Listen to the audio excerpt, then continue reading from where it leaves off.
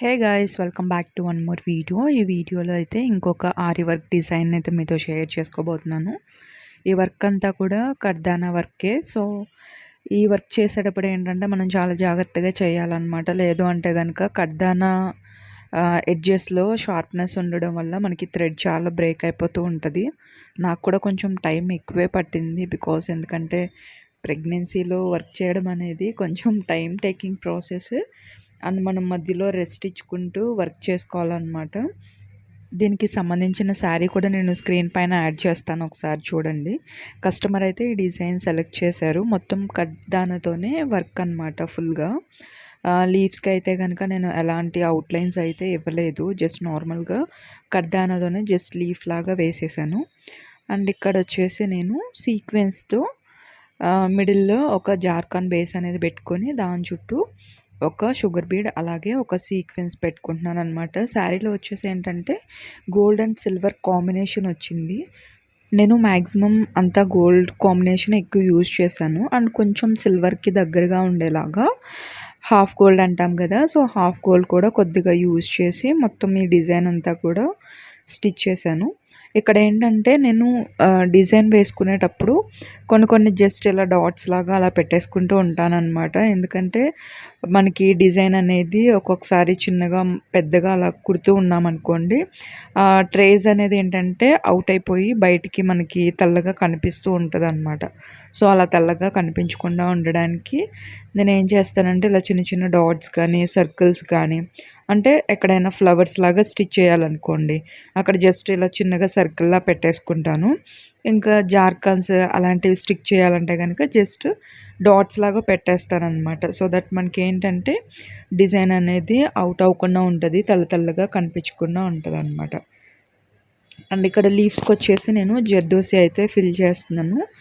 Actually first మనము outline అనేది stitch చేసేసుకోవాలన్నమాట. జరీతో అవుట్లైన్ అనేది స్టిచ్ చేసేసుకుంటే అప్పుడు మనకి లీఫ్ అనేది ఫినిషింగ్ చాలా బాగా వస్తుంది. చాలామంది ఏం చేస్తారంటే ఫస్ట్ లోపల ఫిల్ చేసేసి తర్వాత దాని చుట్టూరు స్టిచ్ చేస్తారు. అలా కూడా స్టిచ్ చేసుకోవచ్చు, బట్ దానికంటే ముందే అవుట్లైన్ అనేది మనం స్టిచ్ చేసేసి తర్వాత ఫిల్ చేస్తే కనుక ఫినిషింగ్ ఇంకా చాలా బాగుంటుంది.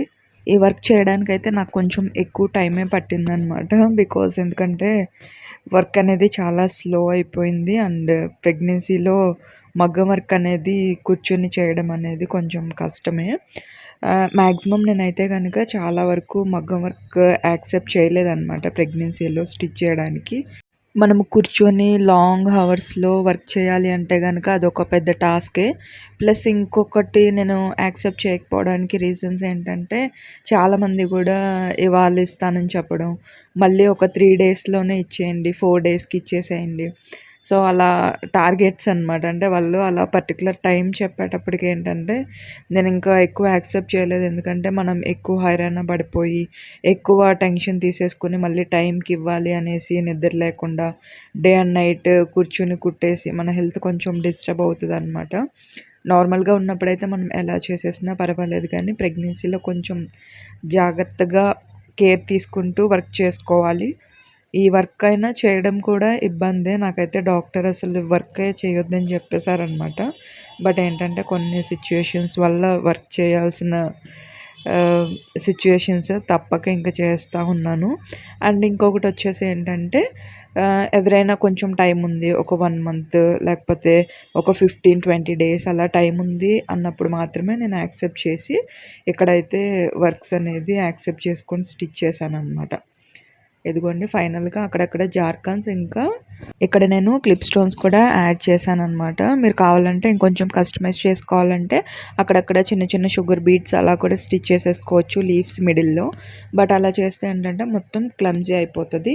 ప్లస్ ఏంటంటే నాకు కస్టమర్ రిఫరెన్స్గా ఇదే పిక్ ఇచ్చారనమాట. సో ఎగ్జాక్ట్గా దాన్ని మ్యాచ్ చేసేలాగా అయితే స్టిచ్ చేశాను. ఫైనల్ అవుట్పుట్ అయితే ఇలా ఉందన్నమాట. దీనికి నేను అక్కడక్కడ బుటీస్ కూడా వేస్తాను, బట్ ఏంటంటే ఫ్రేమ్ ఓల్డ్ని నెక్ వరకు మాత్రం పెట్టాను కదా, సో అందుకనే చూపిస్తున్నా. వీడియో నచ్చితే లైక్ చేయండి.